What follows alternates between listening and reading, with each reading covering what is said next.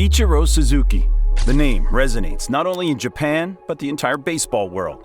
A man of extraordinary talent as well as a great work ethic, Ichiro Suzuki is a figure who has had a big impact on the game. But exactly how good was Ichiro? What made him so special? How did he break cultural boundaries to become one of the most iconic figures in baseball history? And could he be the best hitter to ever play the game? To understand, we have to start from where it all began, Japan. Born in Kasugai, Japan in 1973 into a humble family, Ichiro grew up with a natural inclination towards baseball. At age 7, he joined his first baseball team and asked his father to help him become a better player. His father accepted and began to help him train. They began a pretty rigorous daily routine for a young kid, which included 50 pitches, taking 50 infield and 50 outfield reps, and up to 500 reps at the plate, 250 being from a pitching machine and 250 from his father off a live arm. When Ichiro played for his high school baseball team, his father told his coach not to praise him no matter how good he performed because he had to be spiritually strong. Ichiro's father helped him with his development, but he was pushed really hard, some might say excessively hard. In high school, Ichiro was mostly a pitcher because of his incredibly strong arm, and he put up good numbers at the plate, with a batting average of .505 and 19 home runs. However, despite his outstanding numbers in high school, Ichiro wasn't drafted until the 4th round into the NPB, Japan's professional baseball league. Standing at a height of 5'9.5" and weighing just 124 pounds, his small build discouraged a lot of teams. Ichiro Suzuki made his NPB Pacific League debut in 1992 for the Oryx Blue Wave at the age of 18. However, due to a lack of faith in his unorthodox-looking swing by team management, he spent most of his first 2 seasons in the farm system, accumulating 156 minor league hits and a .368 batting average. With the arrival of a new manager in 1994, Ichiro got more chances to prove himself, and this would go on to be the start of a truly astounding career. His immediate impact cleared any concerns about his swing. That season, he set a Japanese single-season record with 210 hits and became the first player ever to beat 200 hits in a season. His .385 batting average was a Pacific League record, and this won him his first batting title. He also had 13 home runs and 29 stolen bases in the same season, winning him his first MVP award. Ichiro's accolades didn't stop after the 1994 season, as he would go on to win 7 straight batting titles and 3 consecutive MVP awards for his outstanding performances in the seasons that followed.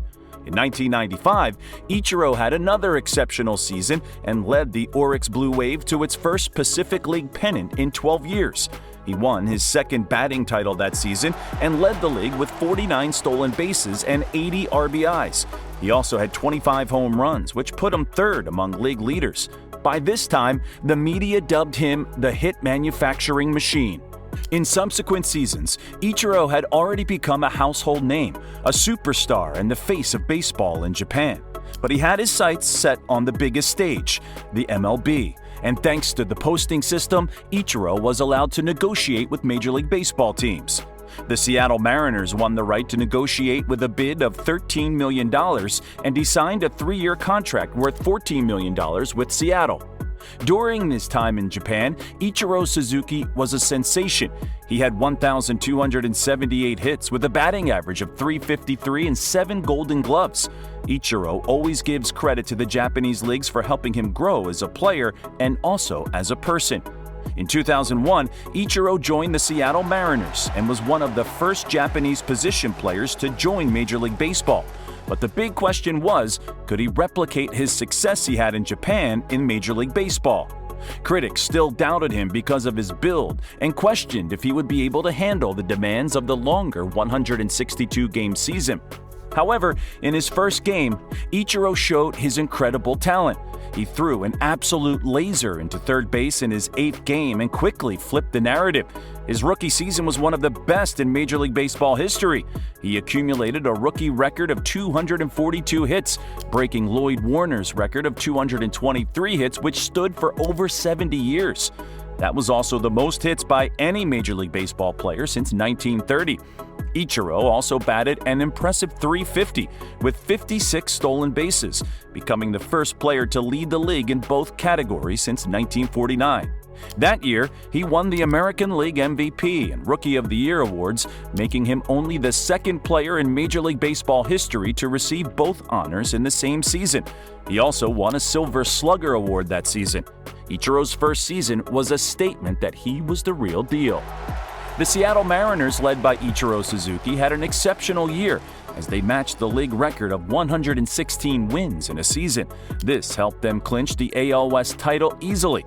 Ichiro continued his hot hitting in the postseason with a batting average of .600 in the 5-game series against the Cleveland Indians for the ALDS. However, on Ichiro's 28th birthday, the Mariners' season would end in disappointment as they were defeated by the 3-time defending world champion New York Yankees in 5 games. In 2002, Ichiro had a total of 208 hits, making him the first Mariners player ever with 2 consecutive 200-plus hit seasons. He had an incredible start to the season, but a performance slump drove his batting average down to .321, 29 points below his batting average in his first year. He was only the 5th player in Major League Baseball history to start a career with 2 200-hit seasons. Ichiro had another outstanding season and finished the second season in the AL in hits, 4th in batting average, and 4th in stolen bases. He led the Major League All-Star balloting for the second year in a row. Ichiro continued his good form in 2003, becoming only the 3rd player in Major League Baseball history to start his career with 3 200-hit seasons, accumulating a total of 212 hits.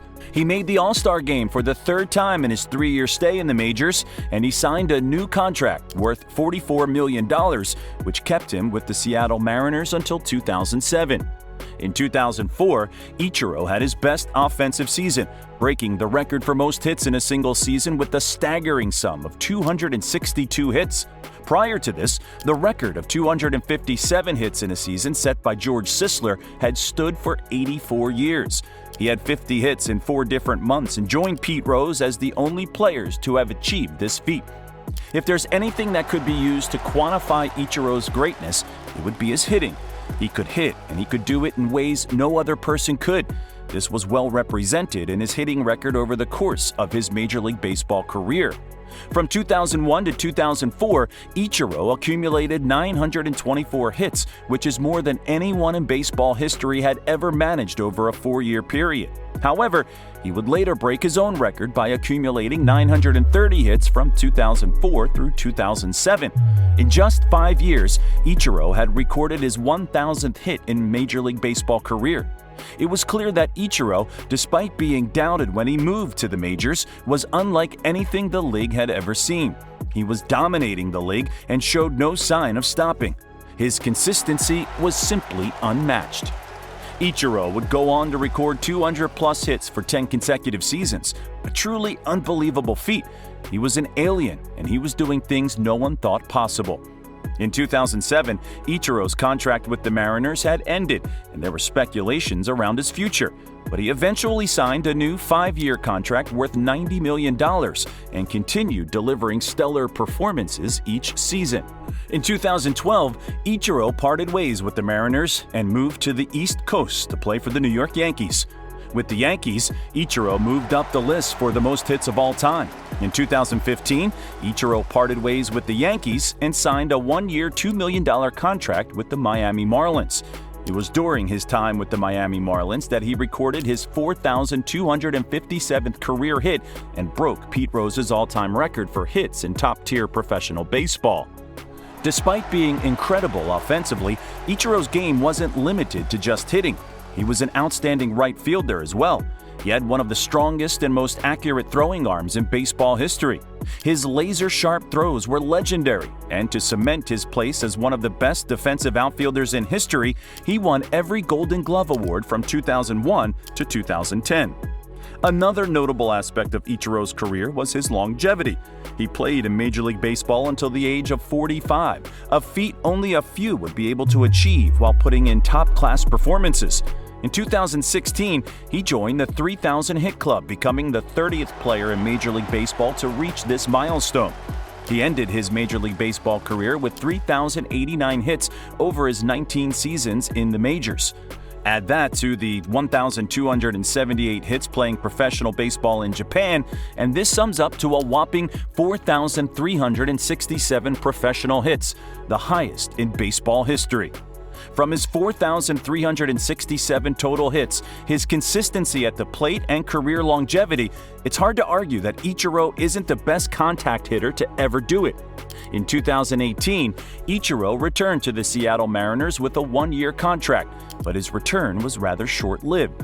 Just 2 months after his signing, the Mariners announced that Suzuki would move to the front office as a special assistant to the chairman for the remainder of the season. Ichiro Suzuki had numbers you would consider insane for any player. He's obviously one of the all-time greats, but his legacy goes beyond the incredible numbers. His impact goes far beyond the stat sheet. He was an icon who bridged the gap between two distinct cultures and an inspiration to millions of fans all over the world. He showed the world that excellence wasn't limited to your nationality or physique and paved for international players who aspire to be on the big stage.